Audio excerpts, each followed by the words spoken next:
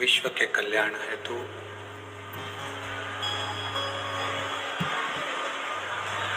संपूर्ण जगत के उद्धार हेतु बाबा देवाधिदेव महादेव की कृपा से, उनकी करुणा से, उनकी उदारता से, उनकी दया से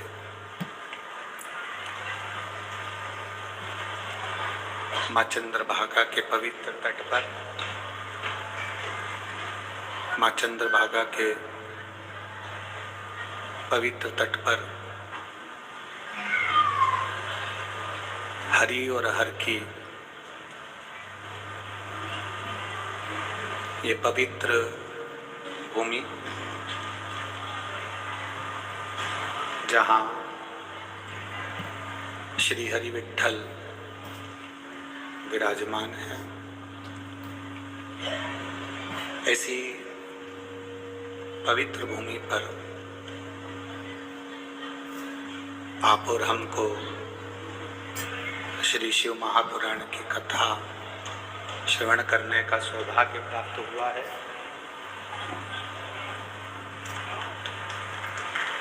कथा के इस व्यासपीठ के सम्मुख में विराजमान सभी संत, साधु, तपस्वी, कीर्तनकार एवं महात्मा जन, ब्राह्मण जन, गुरुजन, रिटर्न नहीं आ रहा सर,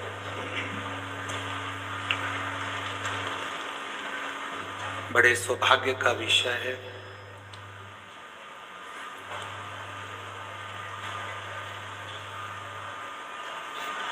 कैलाश पर्वत को छोड़कर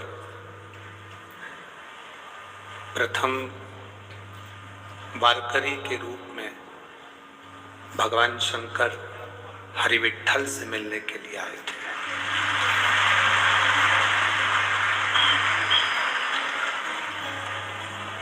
अगर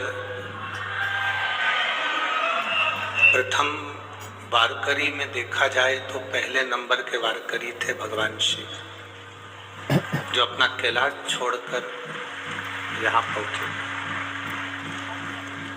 ऐसी पवित्र भूमि पर शिव महापुराण की कथा करने की हमारी खुद की बहुत अभिलाषा थी, रुचि थी, और उस अभिलाषा को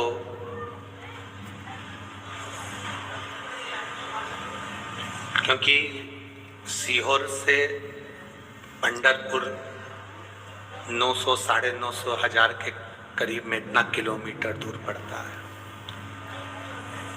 अब इतनी दूर आकर व्यवस्था जमाना या व्यवस्था करना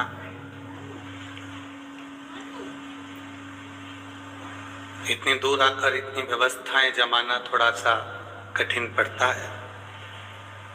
पर उसमें जब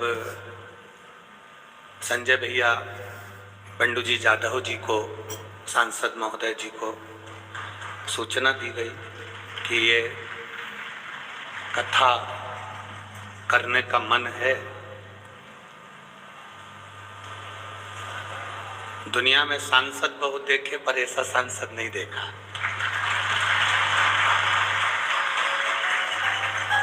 संजय भैया बंडू जी जादव जी ने तुरंत उसी समय पर कह दिया कि आप कथा की तैयारी करो, लाखों भक्त आएंगे, उनके भोजन की व्यवस्था हरि विठ्ठल करेंगे।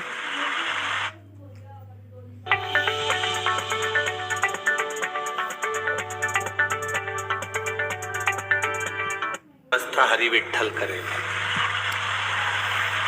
उन्होंने ये नहीं कहा कि हम व्यवस्था कर देंगे, उन्होंने कहा हरि विठ्ठल व्यवस्था करेगा।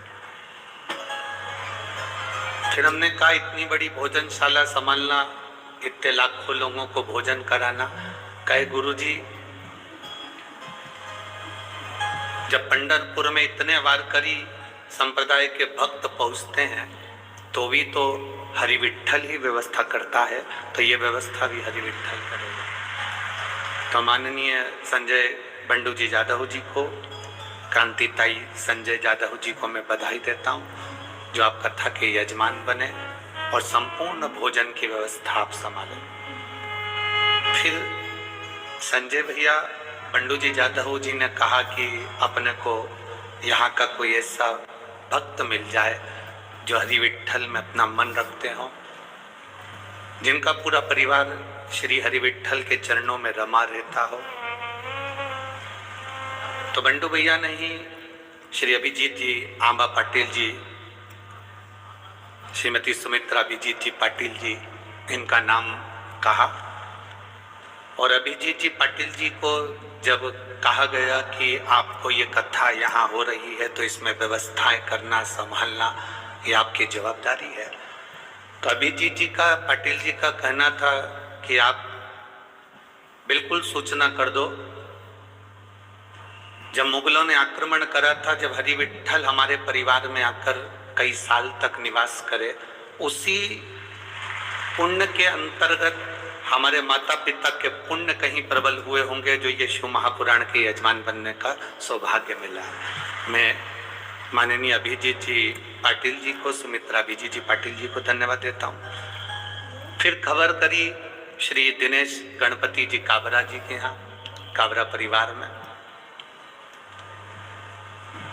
जब उनको कवर करी एरंडोल वालों को, अभी जब जलगांव जा रहे थे तो एरंडोल होते हुए गए थे।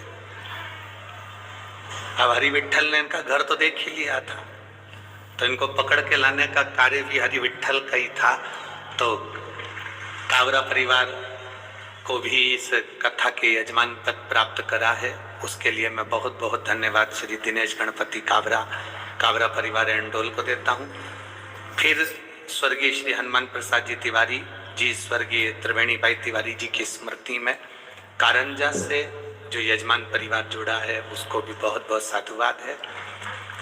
फिर शिव शंकर राव साहब बिराजदार जो कि पुणे से हैं, इनका भी अतक मन था कि पंढरपुर में कथा हो, गुरुजी आए, ऐसे यजमान परिवार को मैं साधुवाद देता हूँ।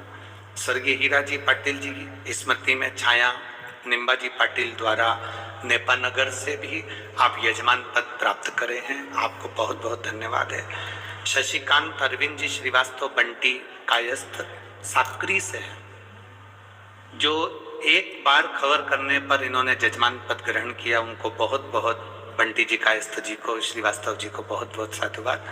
स्वर्गीय राजेंद्र परदेशी जी की स्मृति में सविता जी द्वारा अक्कलकोट से स्वामी समर्थ जी की पवित्र भूमि से आप आए।